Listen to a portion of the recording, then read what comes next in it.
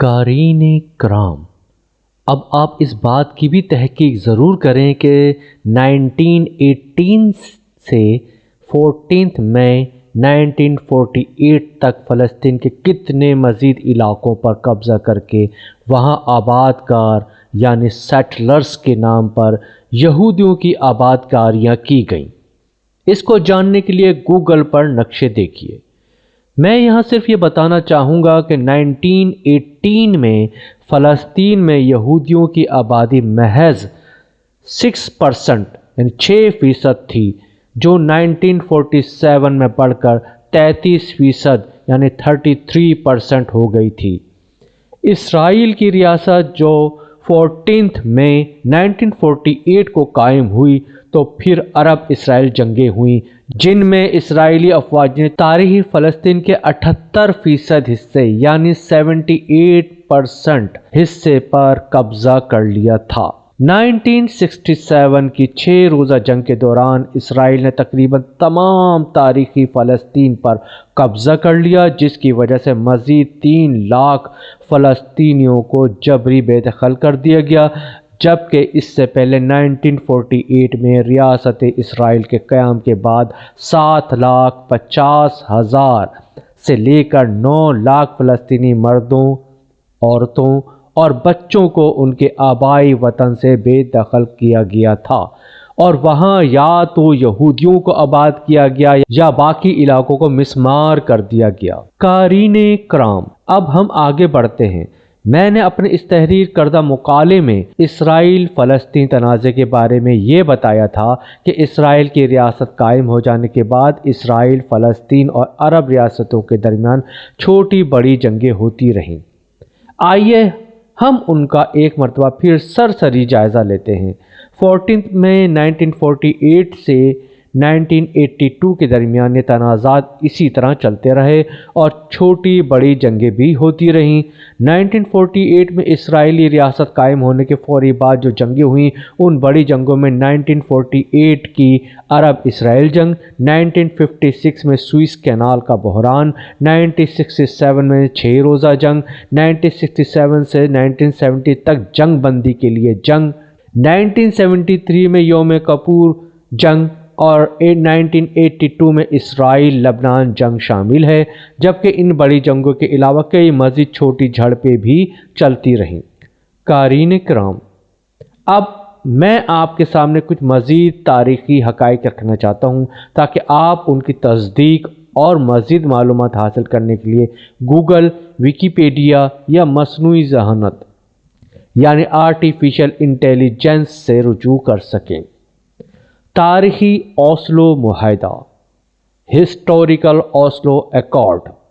Oslo معاہدہ، جسے امن معاہدہ بھی کہا جاتا ہے، 1990 کی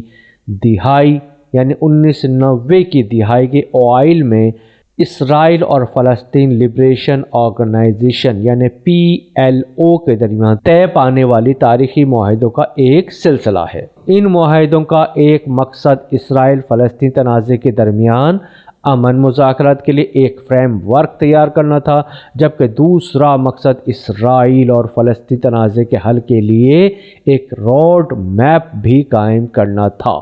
یعنی امن مذاکرات کو جاری رکھنے کے لیے ایک فریم ورک اور ان کے حل کے لیے ایک روڈ میپ بھی تیار کرنا تھا۔ فلسطین اور اسرائیل کے درمیان اس معاہدے کے سلسلے میں مذاکرات کا آغاز ناروے کے دارالحکومت اوسلو میں کیا گیا تھا، اور ان مذاکرات کا اختتام 20 اگست 1993 یعنی 20 اگست 1993 کو ہوا تھا۔ اوسلو میں اس ابتدائی معاہدے کے روڈ میپ پر اتفاق کے بعد فلسطین اور اسرائیل کے نمائندوں نے امریکہ اور روسی وزرائے خارجہ کی موجودگی میں دستخط کیے۔ اس تاریخی اوسلو معاہدے پر باقاعدہ دستخط 13 ستمبر 1993 یعنی 13 سپٹمبر 1993 کو امریکہ کے دارالحکومت واشنگٹن DC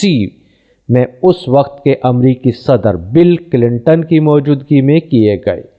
اس معاہدے پر فلسطین کی جانب سے فلسطین لبریشن آرگنائزیشن کے چیئرمین یاسر عرفات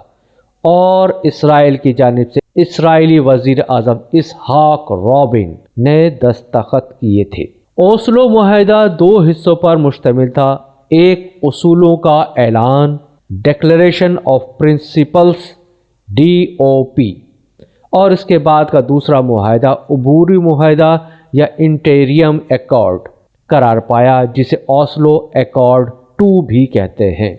اصولوں کے اعلان یعنی ڈکلیریشن آف پرنسپل DOP کے مطابق اسرائیل فلسطین تنازع کے حل اور خطے میں مستقل امن کے حصول کے لیے ایک لائحہ عمل کا خاکہ پیش کیا گیا تھا، جس میں مغربی کنارے یعنی ویسٹ بینک اور غزہ کی پٹی یعنی غزہ اسٹرپ میں ایک عبوری خود مختار ادارے کے طور پر فلسطین اتھارٹی کا قیام شامل تھا۔ عبوری معاہدہ یا اوسلو ایکارڈ 2 پر 1995 میں مصر کے ٹاؤن طابا میں دستخط کیے گئے، جس کے تحت پایا گیا تھا کہ فلسطین کے وہ علاقے یعنی مغربی کنارے اور غزہ کے کچھ حصوں میں جہاں اسرائیل نے قبضہ کر لیا تھا، وہاں سے اسرائیلی افواج کے انخلاء اور ان علاقوں میں فلسطینی خود مختاری کے قیام اور PLO کے تحت اسرائیل کو تسلیم کرنے جیسے مسائل پر توجہ مبذول کرائی گئی تھی۔ اگرچہ اوسلو معاہدے کو امن کی جانب ایک اہم قدم کے طور پر دیکھا گیا اور اس معاہدے کی روح سے 5 سال کے لیے عبوری انتظام پر اتفاق کیا گیا تھا، اور اس 5 سالہ عبوری انتظام کے دور میں اس تنازع کے امور طے کرنے کے لیے مئی 1996 تک حتمی مذاکرات ہونے تھے، لیکن اس تنازع کا حتمی حل آج تک ایک پیچیدہ مسئلہ بنا ہوا ہے۔ یہ بھی ایک لمحہ فکریہ ہے کہ جن رہنماؤں نے تاریخی اوسلو معاہدے کی تکمیل میں اپنا کردار ادا کیا اور اس پر دستخط کیے، ان میں سے اسرائیلی وزیر اعظم اسحاق رابن کو 4 نومبر 1995 کو یعنی 4 نومبر 1995 کو اوسلو معاہدے کی حمایت میں نکلنے والی ریلی کے اختتام پر گولیاں مار کر قتل کر دیا گیا، جبکہ فلسطینیوں کے رہنما اور فلسطین لبریشن آرگنائزیشن PLO کے چیئرمین یاسر عرفات کو ریڈیو ایکٹیو میٹل پولونیم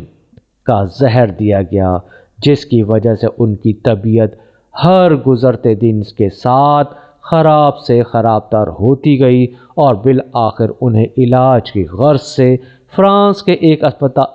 اسپتال میں داخل کر دیا گیا، جہاں وہ 11 نومبر 2004 یعنی 11 نومبر 2004 کو انتقال کر گئے۔